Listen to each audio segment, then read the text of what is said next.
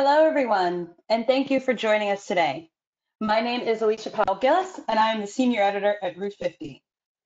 It is my great pleasure to welcome you to today's webcast, Cybersmart 2020, Fortifying the Future of Telework, underwritten by Caresoft and SolarWinds. Governments must keep up with the increasingly urgent need to protect digital information and infrastructure. As telework becomes the new normal for the foreseeable future for state and federal governments, how can organizations ensure services their employees rely on remain secure? And how can they mitigate vulnerabilities and protect against foreign cyber actors while still advancing mission delivery? Today, we will explore the best work from home practices, employee education, and the innovative security strategies being fortified during this crisis.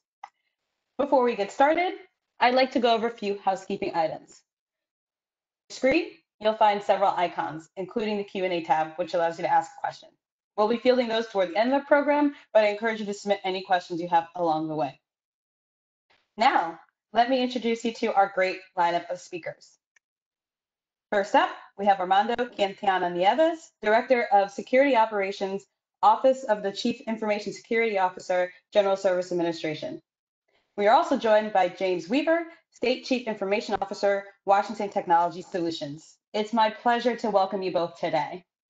So I'm going to just move us right into our conversation. And obviously, we're talking a lot in the government workforce about telework. So I'm curious to understand what your remote mobile workforce was like pre-COVID, and how has that changed in light of COVID and being in a remote setting for a much more pronounced remote setting in the last few months. So Armando, let me start with you on that. Okay, yes, GSA has already been teleworking prior to COVID-19, where we were pretty robust environment where we had all the capabilities already in place for people to telework. After COVID happened, it did not change much. Everyone just stood at home, where instead of going to the office a couple of days a week. So it did not have that much of an effect for us due to all the prior setup and configurations that we already done in the past.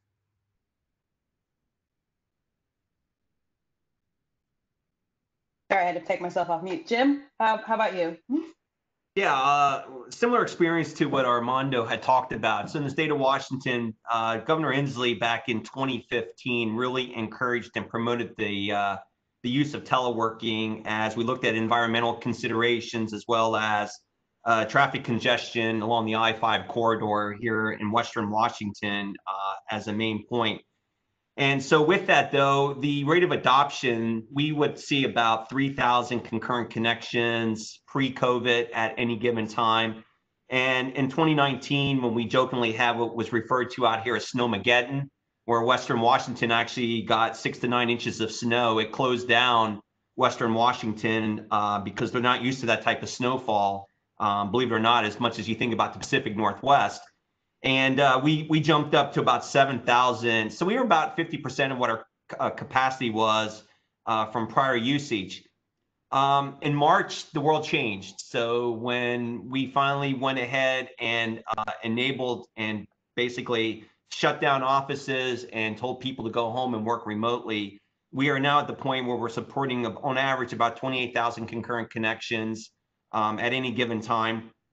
And we've also taken a lot of steps to try to alleviate the stress on a VPN by making other services, split tunneling, whatever the case may be. So folks didn't have to be on the VPN the entire time to go access critical services. So as much as we might want to talk a little bit later about the focus around the residents we serve from a state perspective or our customer base, we really had it from an IT perspective, take that same perspective with the agency personnel as well, and start making more internet direct services accessible to them as opposed to the more traditional means of connecting to a VPN and coming in and accessing services in that manner.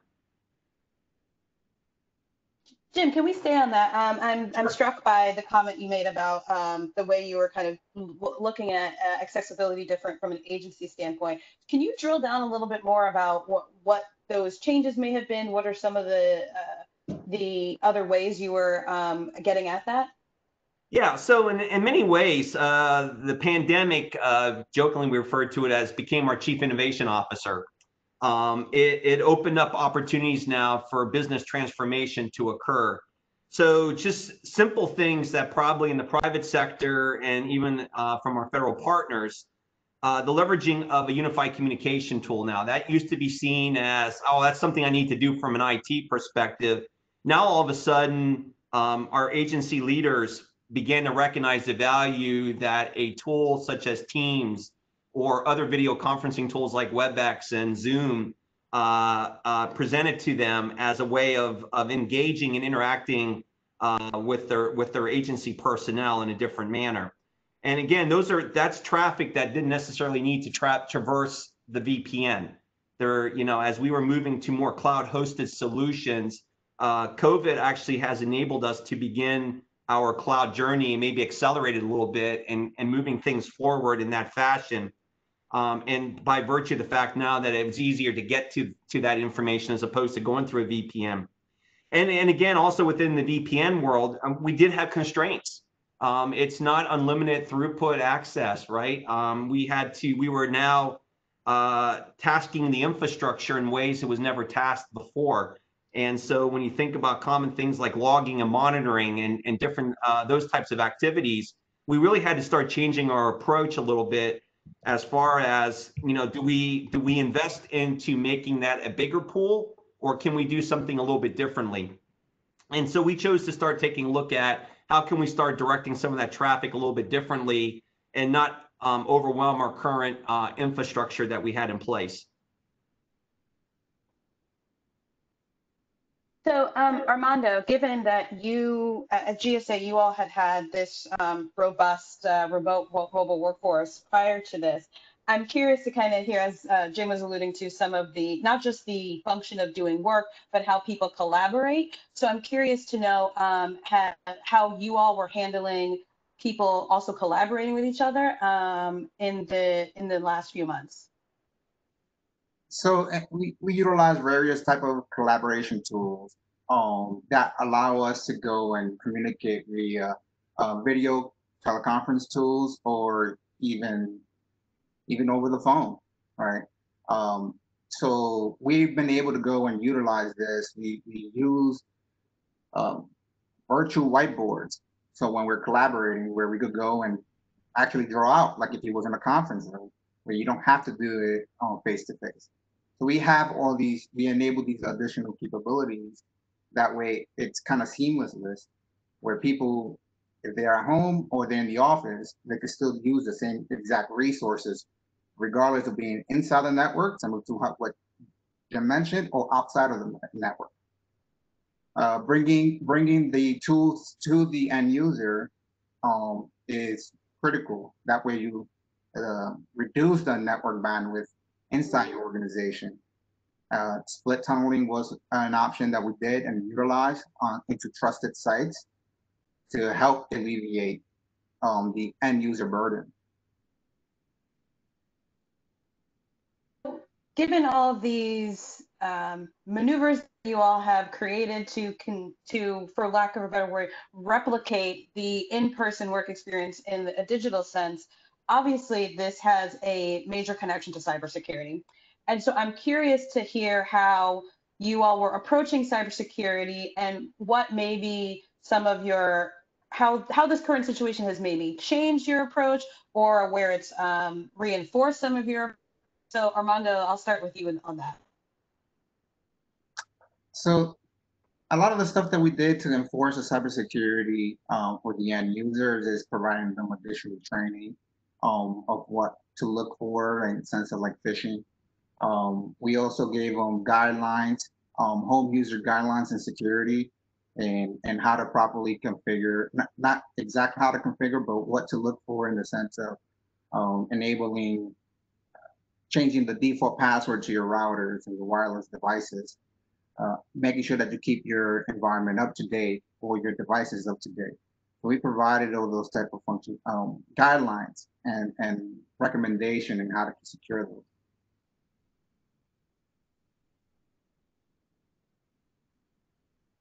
Jim? Yeah, so I can still recall very vividly the first Sunday night in March of 2020 where my deputy for tech and ops and my state CISO and I were all sitting, and as we were figuring out in about 2 weeks how we were going to get an entire state workforce remote accessible, and we're going through and look at capacity and all these other things, and then my state CISO looked at me and goes, "How are we going to handle security now? Because the world changed." And I kind of looked at him a little perplexed, and he's like, "Jim, all our tools were focused on internal traffic. Now we got all this traffic coming externally to us. We have to do something differently." And so it started with the basics. We had to get back to basics. Like the first thing was, how do we do basic cyber hygiene? I think Armando was touching on some of that. How do we get patching out to the desktops? Because the traditional model we had was that was all internally done. And so now our, delivering Microsoft patching on a monthly basis through a VPN connection is going to overwhelm the amount of throughput that we had, because, as much as you build out your VPN, you still had limitations that throughput at a firewall, all the different touch points of your infrastructure.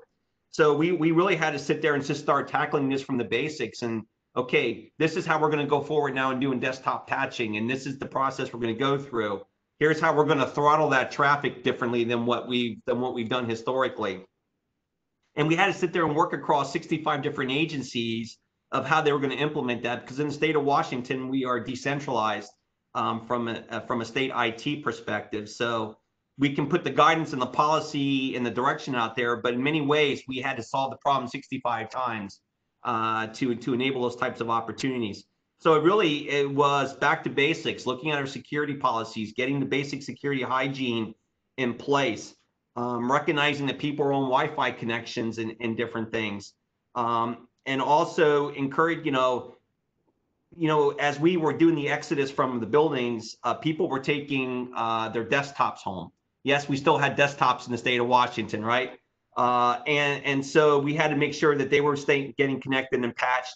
Or if they didn't take it, they were using a home PC, making sure that we had the provisions in place to ensure that they were updating their antivirus files and things outside our control. So we weren't introducing contamination, if you will, or contaminants into our network. So that was some of the things that we were taking a look at. It was basically get back to basics. So Jim, that sounds like a Herculean task, because as you mentioned, everything was internally and now you've got to go to an external. So I'm kind of wondering, how were you able to scale your response and work with everyone who is scattered across the state? Well, using the collaboration tools. So the first thing we started doing was on a daily basis, we started pulling together all our agency CIOs and just had 30-minute check-ins first thing every morning. And here's what we're doing. Here's what we need to do. Here's how we're going to go about doing it. Here's our ask of you. We need you to do step A, step B, step C. Please report in as to how far along you're in your activities. Tell us when you're going to go ahead and implement the patching cycles, as an example, in your agency. And so we can evaluate that and make sure that as much as we can do off hours, off peak hours type activities, that's better. And that may require people at home to leave their device connected to the VPN overnight. We're okay with that. But it was really getting that communication, that collaboration going with our agency partners to make sure they understood what was in front of us and how we could start. I jokingly say, eat the elephant one bite at a time. And that's exactly what we started doing. We started chunking this up in manageable increments and slowly moving forward with different things to the point where we still were leveraging Outlook Web, and we got multi-factor authentication in front of Outlook Web. We're now getting ready to implement the multi-factor authentication solution in front of our VPN now, as a way of eliminating more traditional token-based security, which is also, by the way, generating budget savings as well. So like I said, COVID has been that innovator for us, opening that door. And we've been able to effectively walk through that door in many areas and deliver value and services that people are, the lights came on and the aha moment that happened, which has been great. So Armando, I want to ask you a similar question. Obviously, like you being a federal agency and you're the employees are spread out. Just kind of how have you been able to kind of do this at scale and work with individuals to make sure that their devices and their practices are secure? So here at GSA, because we have been already split into everyone working partially from home or partially telework or fully telework employees. We already have put the infrastructure in place to be able to go and have those individuals patch without having them to connect it to the network, having that visibility of what the endpoint has, having the proper security endpoint protections in place, the tools to have that visibility, the querying of DNS if they go into a DNS and they're not connected to the network. So having that type of visibility and protection and being able to apply specific rules to the actual endpoints. So over the last couple of years, we have been putting a lot of emphasis on protecting the user, the end device, wherever it is, regardless if you're in a store or you're at home or you are connected to the VPN or you're at the office. We have put a lot of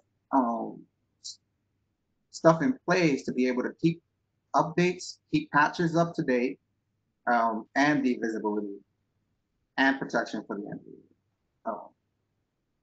So given that, as you said multiple times about just how much you have done over the years, I'm kind of curious, you obviously have a lot of lessons and success stories, but also you probably have seen a lot of challenges. So what have been some of the biggest challenges, particularly from a security perspective, that you've run across and been able to deal with? So during when the COVID happened, more people were connected to the VPN. And the larger amount of individuals that connected to the VPN, we have to not really orchestrate, but we had to go in and able to go and support the end users that needs to be connected to the network. So we were able to go and do dynamic DNS and load balance them. So when an individual connected, not all of them are connecting to one specific concentrator, one VPN concentrator. So we were able to do that and further help support reducing any stress between just one central location. Another thing that employees that were telework enabled but not telework ready, where they did not have access to the internet while they were at home. So GSA had provided them temporary MiFi devices to be able to have internet connection for those individuals and support them.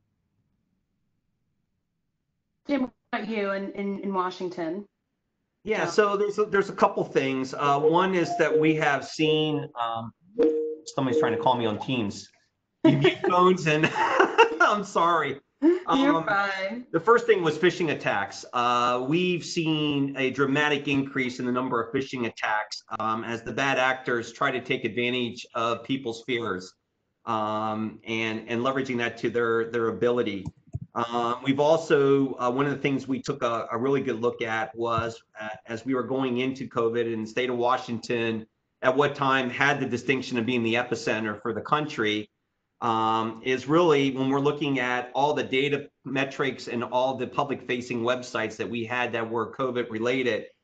We went through excruciating pain and detail to make sure that those websites were protected and secured to the best extent possible based on everything we knew. Because the last thing we wanted was defacement or other types of things that would be an embarrassment to Governor Inslee and the administration.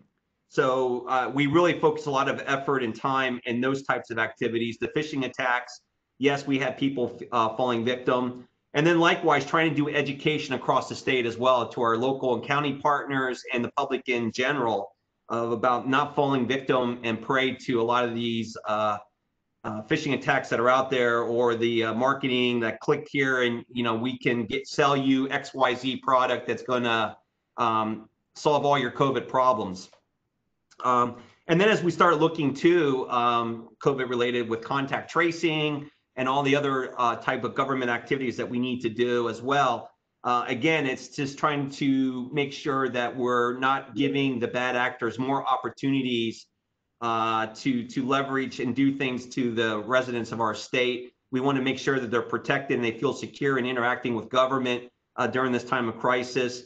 We also saw the Nigerian criminal ring strike Washington as far as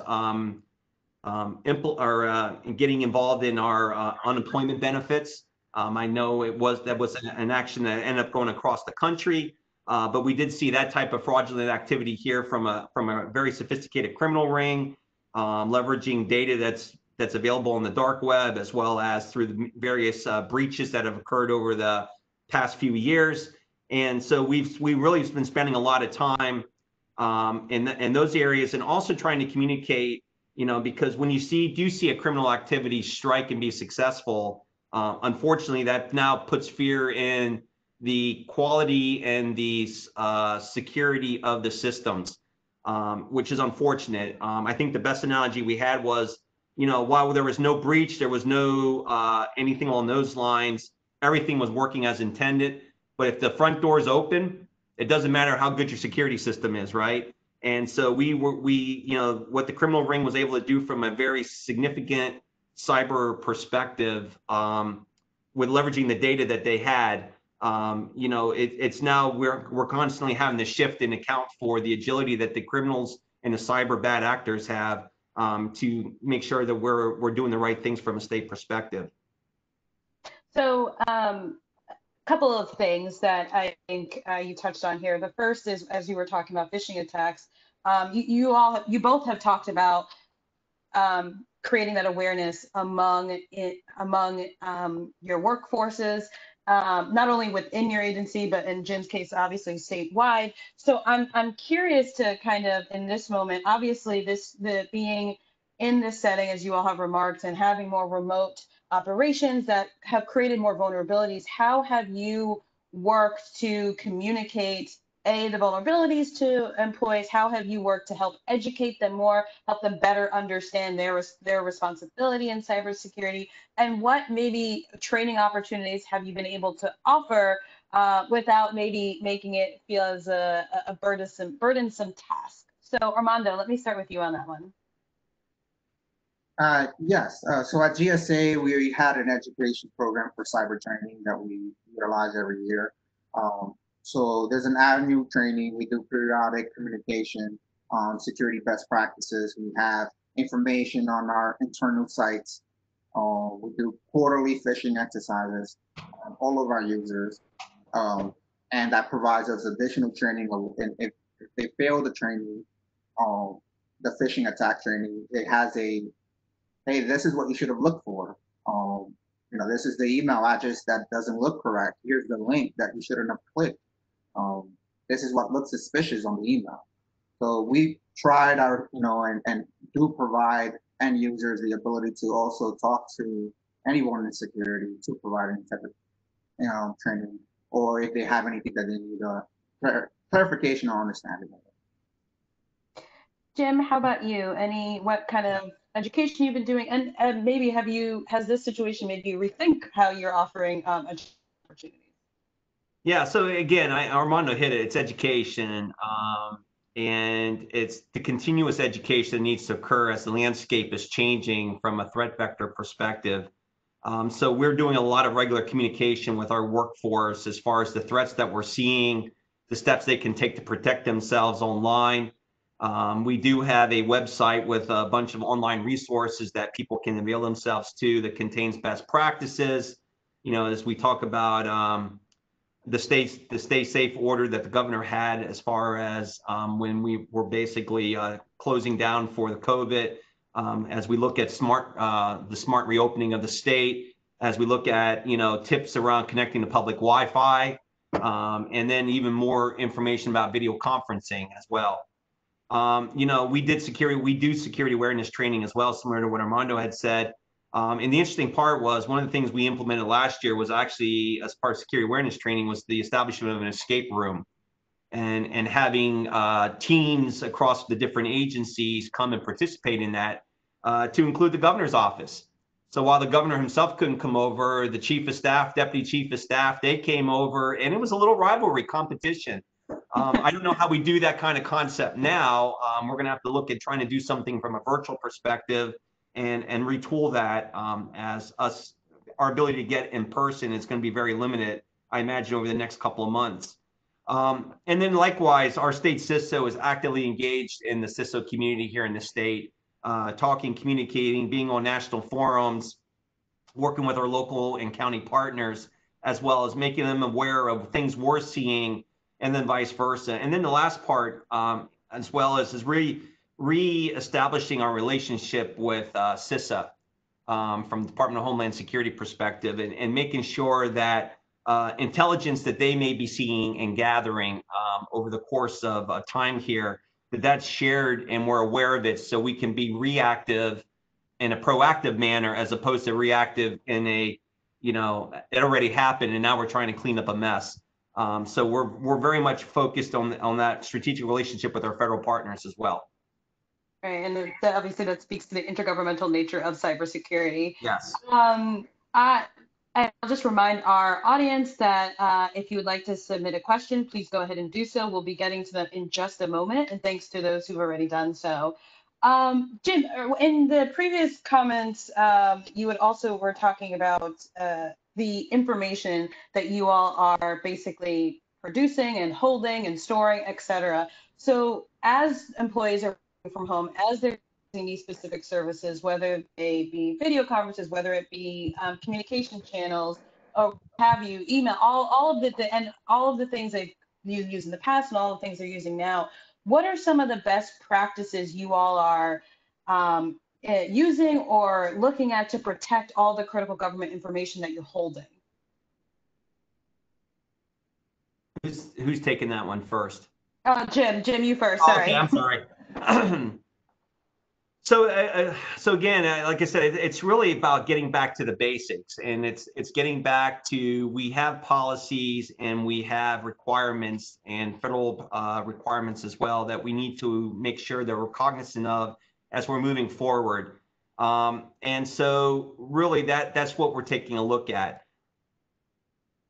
COVID has enabled some opportunities and has enabled us to do business a little bit differently. And as I talked about the transformative opportunities that are there, we are, as we look at those opportunities, it's even more critical right now that our security design reviews, and even equally important, our privacy data reviews, are occurring as these subtle changes are starting to occur in business processes to allow for these more transformative and enablement of our remote workforce. As we look at the expansion of digital government services to residents of our state, we do recognize that there are things that we need to do a little bit differently than what we have done in the past. So we are trying to get to a point where, from a technology convergence perspective, we're trying to begin to narrow the field a little bit.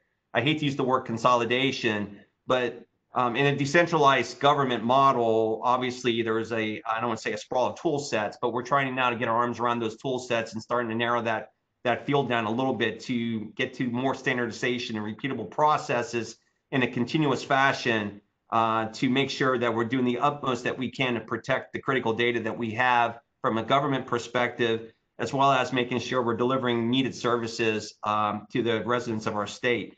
And then lastly, this really comes down to, how do we begin to further strengthen in that interaction at a county local level as well from a state perspective. In many cases, take the city of Seattle and then King County, which is our largest county by population. There's a lot of, they have that omni-channel interaction already with a large population of our state. And working with my counterparts at the city level there and at the county level, how do we begin to tap into that? I don't need to reinvent it. I need to plug into what they've done. And I think, so this is some exciting opportunities here for us to do some things a little bit differently than what we have in the past, to start promoting that digital platform that the residents of our state are in dire need of. Because at the end of the day, if you're trying to get to critical government services, you don't want to have to figure out what part of government do I need to navigate to. The technology exists there today to enable those opportunities. We just need to figure out how to plug it all together to make that a success story for our residents. Armando, do you have anything to add on this, or do you want me to go ahead and move on? I'm going to move on. Okay, great. So before I turn it over to any question, actually, you know what? I may go ahead and do that, because our first question is one that's kind of one that I was interested in asking, and that is, how have you handled people who didn't have broadband who had very slow internet connections? Jim, I know in Washington you can speak to this, so let me start with you. Yeah, unfortunately, we do have, I call it digital inequity. We do have issues in the state of Washington where we do not have service connections available throughout the entire state. And to me, it's broadband's a bigger picture, a bigger program concept. Whereas we have communities here, it doesn't matter if you're in Eastern Washington, Western Washington, where just the coverage to that particular location is non-existent. I can tell you stories of a particular person on my staff who has driven to the Walmart parking lot so she can connect and participate on team sessions and interact with her customer base. And God love her for taking that type of initiative, but she should not have to do that. And so this is an area where we are trying to bridge the gap, is probably a good way of putting it. And that is basically trying to extend and leverage public Wi-Fi in a greater degree and capacity than what's there today. As the governor issued the stay home order for the, I shouldn't say the stay home, but say, order for the state of Washington, inadvertently, we took away public Wi-Fi access. Public libraries were closing. Local Starbucks were closing.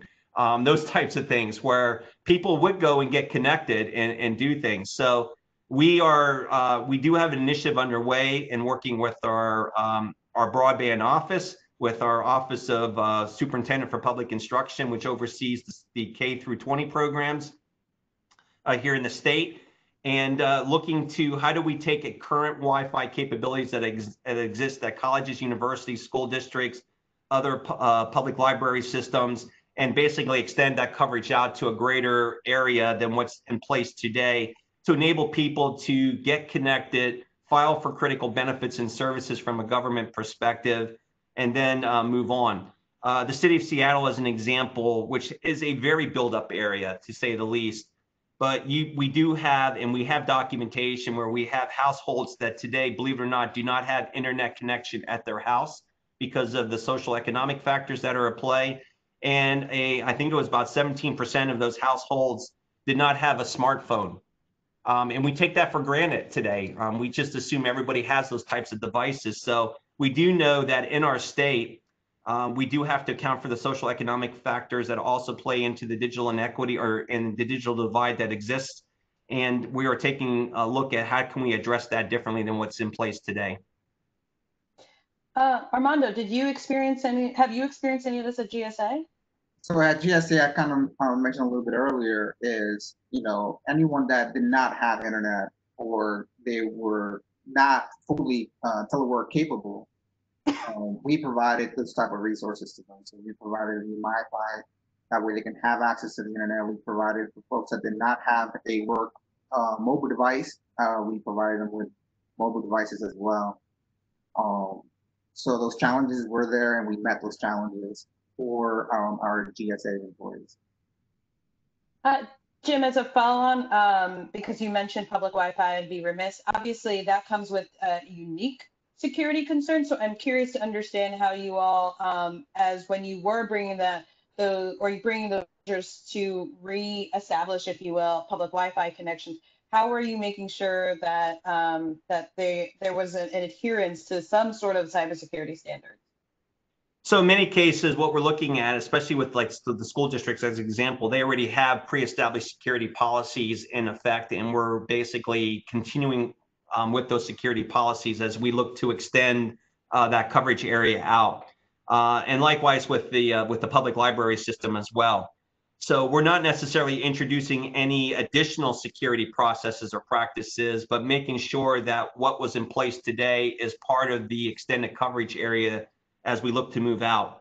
I do want to talk, Armando brought up about the Wi-Fi type accessibility. We, believe it or not, actually have places in the state where you can't get that kind of wireless connection or cellular connection. I can just think of my drive up I-5. There's probably 5 or 6 places between here, Olympia and Seattle, where I lose connection and service. It doesn't matter if I'm on the phone, if it's satellite radio, whatever the case may be. It's just the terrain and the natural features of the state of Washington, for as beautiful it is, it does add into the challenge of connectivity. And those are difficult to address. Right, right. Jim, another question for you. Are you seeing a decrease in attention to security and phishing attacks because there are so many other priorities to deal with in relation to COVID? And I think that means within within like your agency, within your leadership structure at the governor level, chief of staff level, etc. No. Governor Inslee is extremely committed to cybersecurity, as is the legislature. And if anything, it's quite the opposite. We have a more increased focus in those areas because we do know that the bad actors are preying upon people. It's unfortunate when people are very concerned about how do I put food on the table? How do I pay my bills? I got unemployment. I don't know what our unemployment numbers are here currently at the state of Washington. They're still in double digits as it is across the country. So people have other concerns. And what we want to make sure of is that we don't, we actually even had a website get spoofed as an example. And we picked up on that right away as well and got that taken down. So we have a renewed interest and focus area, and security is taken very, very seriously out here by the governor, by all the agency business leaders, by the legislature, and to the point where we are briefing our legislative members on our security posture and some of the things we're going on as well. So it's quite the opposite. I think there's a renewed vigor and energy into making sure that we're doing the right things for the benefit of the state of Washington from a cyber perspective. And Jim, you mentioned legislature, so my mind went to money.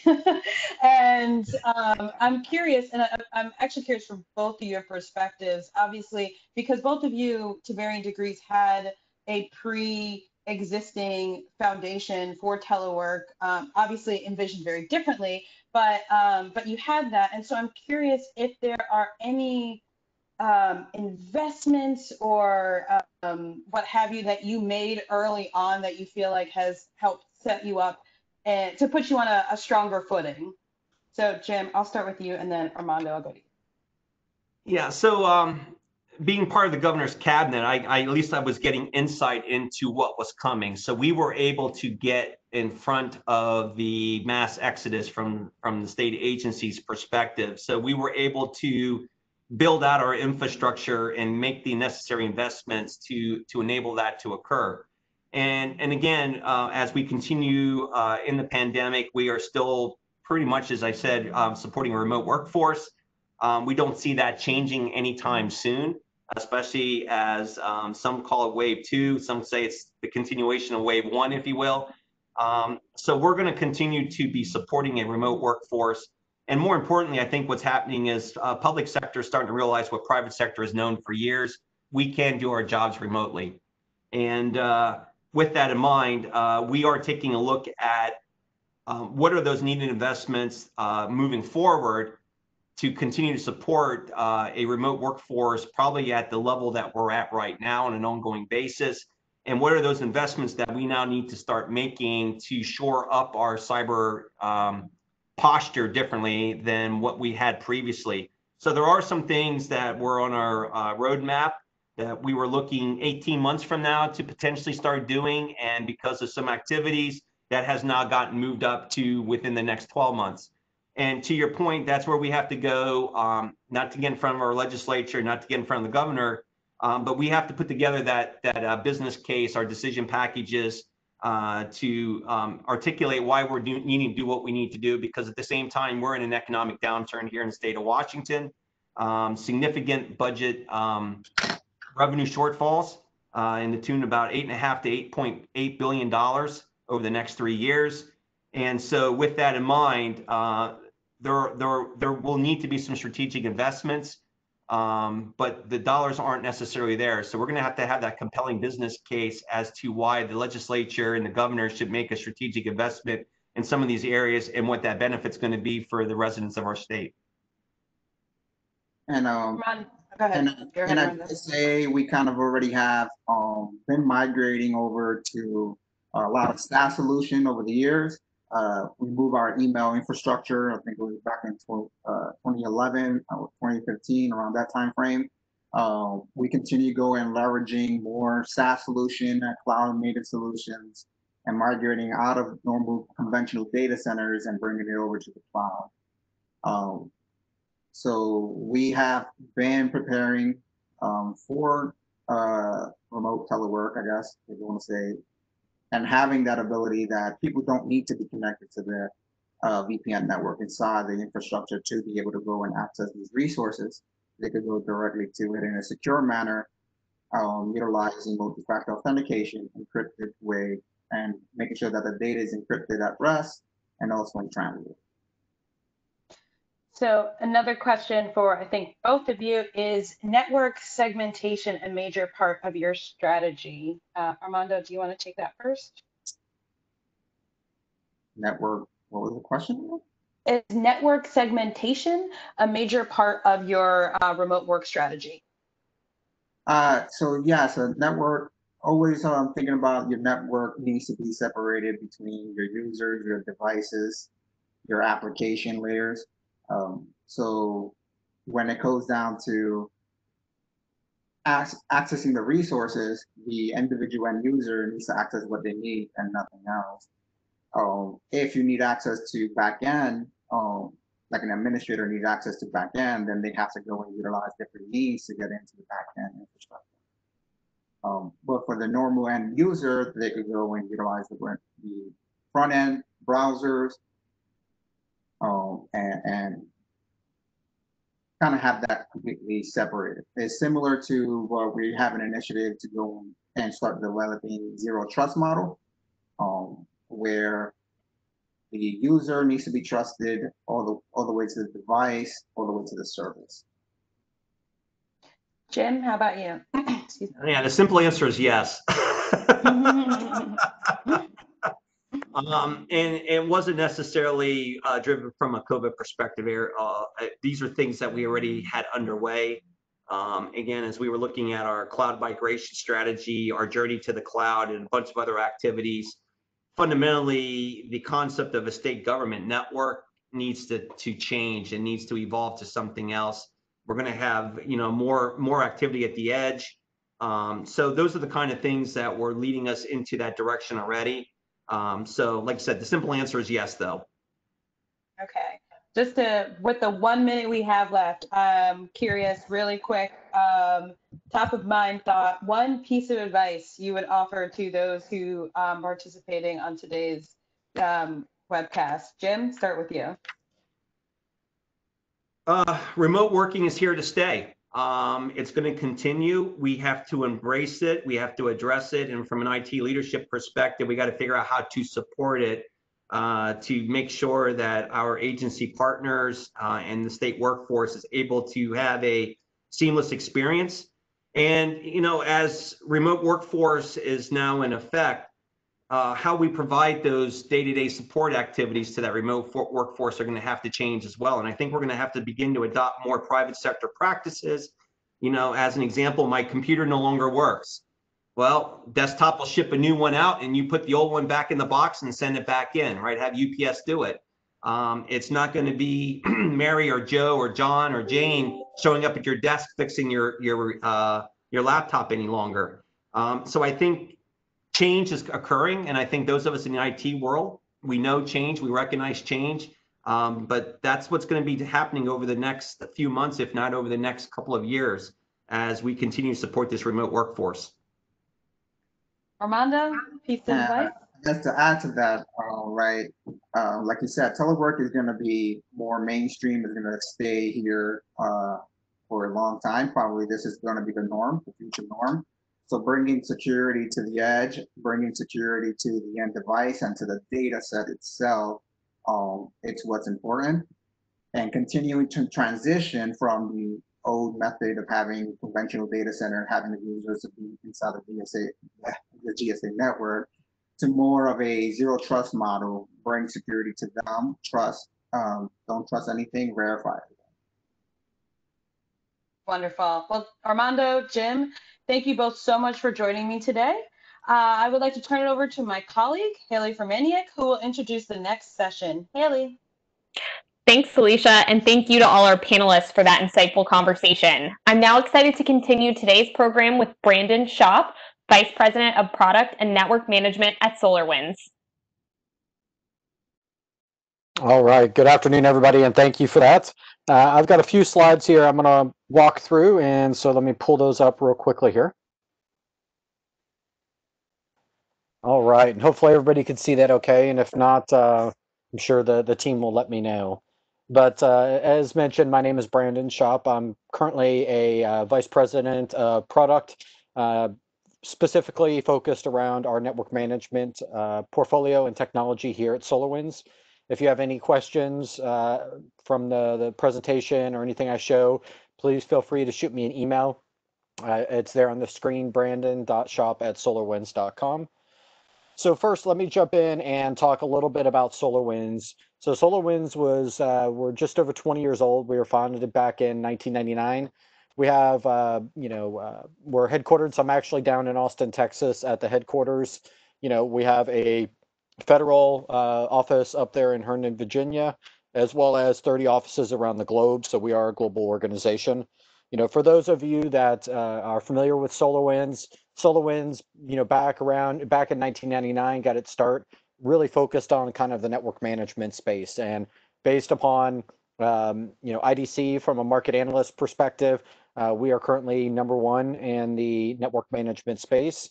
As you look across the green boxes there on the screen, we have a pretty broad portfolio, not just around network management, but also into infrastructure and application management, security management, as well as for organizations that leverage managed service providers. We have technology for those managed service providers. So we have 55 plus IT management products across the portfolio. Up until recently, I was actually managing as well the security portfolio, and that has been a growing portfolio for us at SolarWinds. You heard the gentleman today talk about some kind of best practices or some of changes in approach when it comes to security. So we have a traditional SIEM, but we also have things around access rights, understanding who has access to what rights and where, as well as things like dark web monitoring. So as new breaches show up in the dark web, being proactive and monitoring if any of your users within your environment potentially have shown up in those breaches, etc. So we also have upwards of over 320,000 customers across 190 countries. Of the Fortune 500, currently 499 of those are various customers of ours, and pretty much every branch of the DoD, civilian agency, intelligence agency are leveraging SolarWinds technology.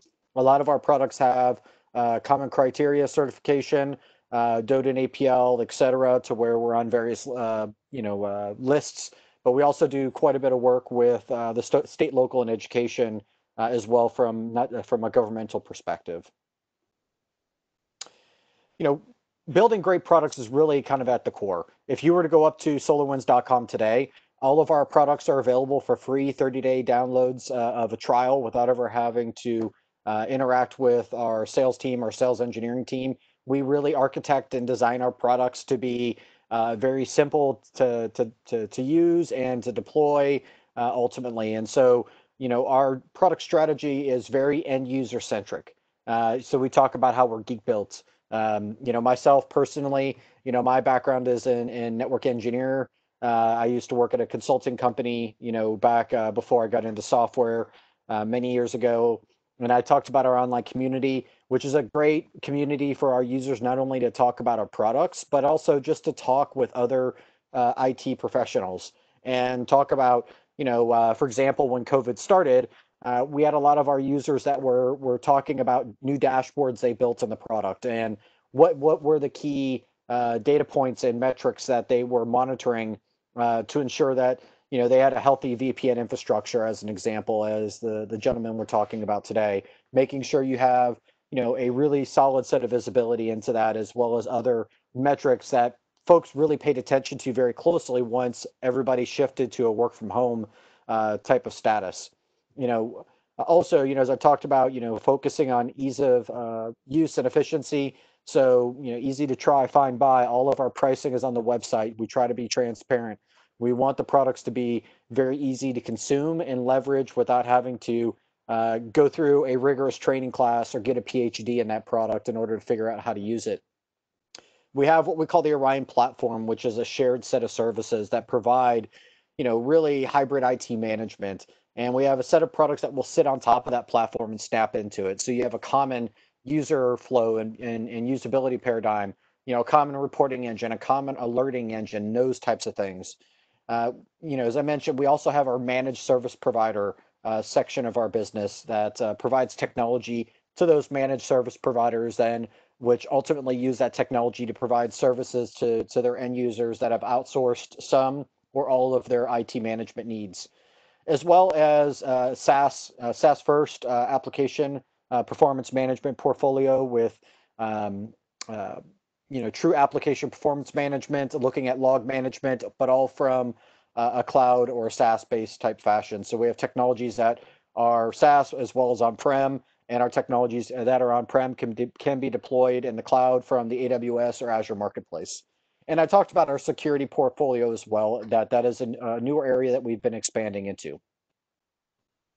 And this is just another slide here that kind of talks about our approach to product. And I've hit on a lot of these points already, here as I've been talking about simple and powerful, ensuring that we grow with our customers, that we're adding new capabilities, as our customers continue to grow and as their priorities and needs change within the organizations, that we're evolving with our customers, really providing complete visibility into hybrid IT. So it doesn't matter if it's, on-prem, if it's up in a public cloud, or more than likely it's going to be a hybrid combination of both of those. So having a unified integrated experience there, and really ensuring that we're providing everything these days. We heard the gentleman talk earlier, in the session here about, looking at it from the application level, and, the rest of it just starts to become plumbing that's enabling some of the underlying technology or that application. And so having visibility into not just the app itself, but as you go into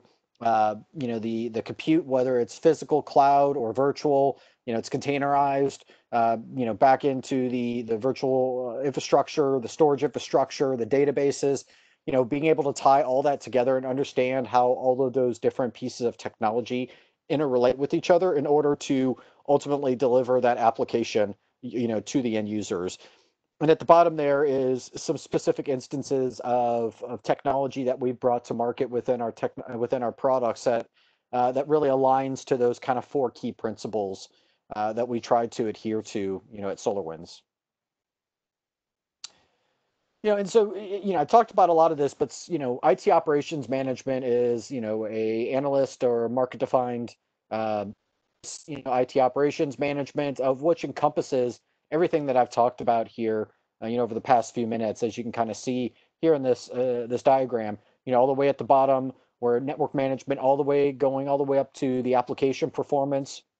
And then on top of that, having an ITSM or an IT service management, solution that not just has a hook in and visibility into all that underlying metadata that's being gathered and managed by the products that are underneath that, but also with other internal processes within your organization, whether it be HR or facilities or something along those lines.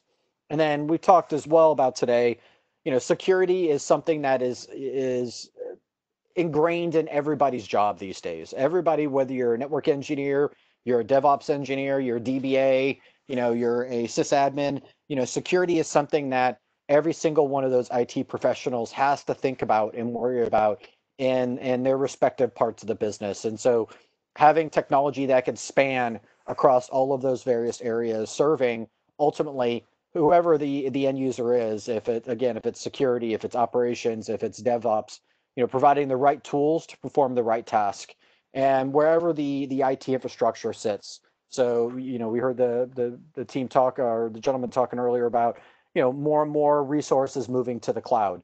And so, more often than not, what we see, here at SolarWinds is a hybrid, type of approach, where still some stuff is better suited for the data center or on-prem, whereas other things are much better for a cloud service provider, whether it's Google, it's Microsoft, it's AWS, or whomever. And so allowing you to not just monitor and manage, whether it's on-prem, private cloud, or public cloud, but also deploy those monitoring and management technologies in any of those various areas as well. And so, as I mentioned, SolarWinds.com, is our website, and up there you'll find an online demo to where you can actually go and, play with the products a bit before you go and start the process of a download. A download, is a free 30-day trial, fully featured, unlimited in terms of what you can do. And then, as well, as I mentioned earlier, we tried to make sure we're being very transparent with organizations. We are on GSA schedule, and you can even see our list pricing, for commercial up on SolarWinds.com as well. Just to give you an idea, of kind of where you might land. We tried to make it to where, you come in, and if you have one problem or you have many problems in which you want to try to tackle, you can come in here and start with one area. So if you just want to start with network management and then start to expand from that over time, a lot of our end users and customers do that versus trying to come in and evaluate and procure a large or a very broad IT management solution. And so, coming in there, making sure that you're focusing on what are the problems that you're trying to solve within your agency or organization, right now today. And so with that, those are the few slides here I had just to familiarize, if you're not already familiar with SolarWinds, and fill you in a little bit about who we are and what we do. Excellent. Thanks so much, Brandon. And with that, we've reached the end of our program. Once again, I want to thank all our speakers for joining us today, and thank you, our audience, for tuning in. Today's event would not be possible without the support of our founding underwriter, Carasoft, and all those who support today's event. I want to extend a special thank you to today's presenting underwriter, SolarWinds. This full webcast has been recorded and will be sent to you by the end of the week. Keep a watch out for it in your email, and be sure to share the conversation with your colleagues. Thank you again, and we hope you all stay safe and healthy. Have a great day.